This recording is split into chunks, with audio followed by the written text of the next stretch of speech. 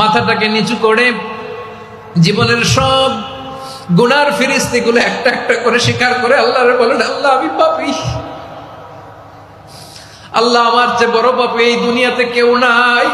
আমরা বলবো, আল্লাহ তুমি প্রশ্ন করার আগে তোমার একটা কথা বলি, আমারে কিছু জিজ্ঞেস করো না, আমি সব করেছি।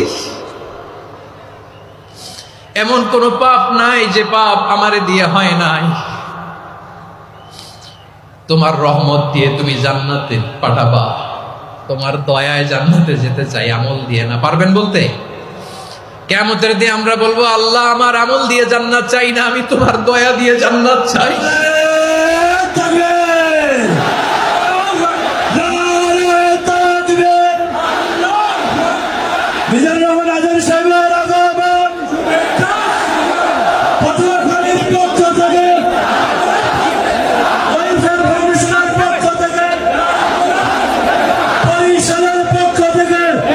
আজকে আমরা যে টপিকটা নিয়ে আলোচনা করব সেটা হচ্ছে, আমরা যে জীবনে বিপদে পড়ি, আমরা বিপদে পড়লে আমাদেরকে উদ্ধার করে কে?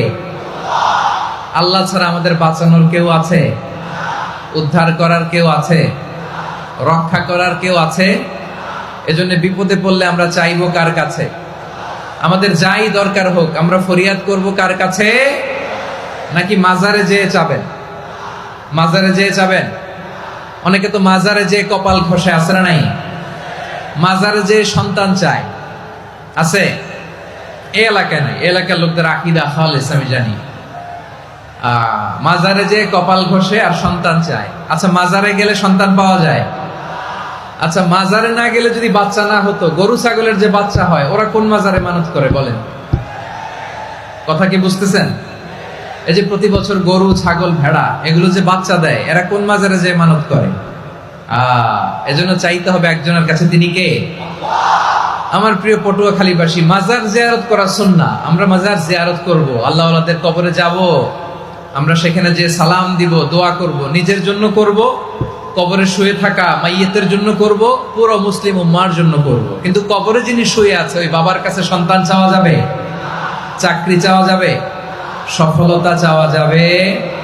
সফলতা দেয় কে? সবাই বলেন নাই, আওয়াজ করে বলেন, সফলতা দেওয়ার মালিক কে? এক কথাই রব্বুল আলামিন বলেন, ওয়া ইয়ামসাসকাল্লাহু বিদুররিন ফালা কাশিফা লাহু ইল্লা হু ওয়া ইয়ুরিদকা বিখাইরিন ফালা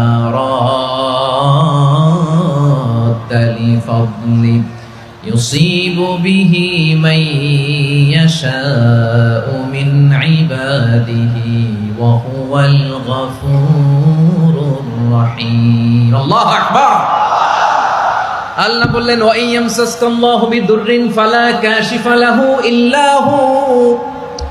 আল্লাহ যদি তোমাকে কোনো বিপদ স্পর্শ করায়, আল্লাহ যদি তোমারে কোনো বিপদে ফেলে দেয়, ওই বিপদ থেকে উদ্ধার করার তিনি ছাড়া আর কেউ নাই। জোরে বলেন ঠিক কিনা?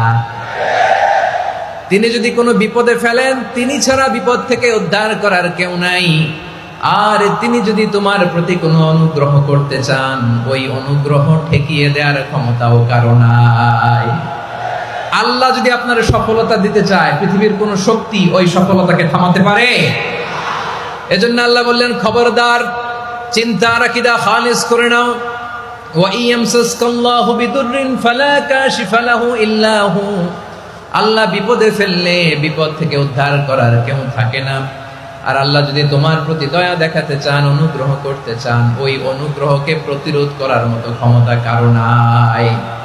তিনি তার বান্দাদের মধ্য থেকে যাকে ইচ্ছা তাকে দেন, যত ইচ্ছা তত দেন। তিনি ক্ষমাশীল, তিনি মেহেরবান। সুবহানাল্লাহ। তিনি ক্ষমাশীল, তিনি মেহেরবান।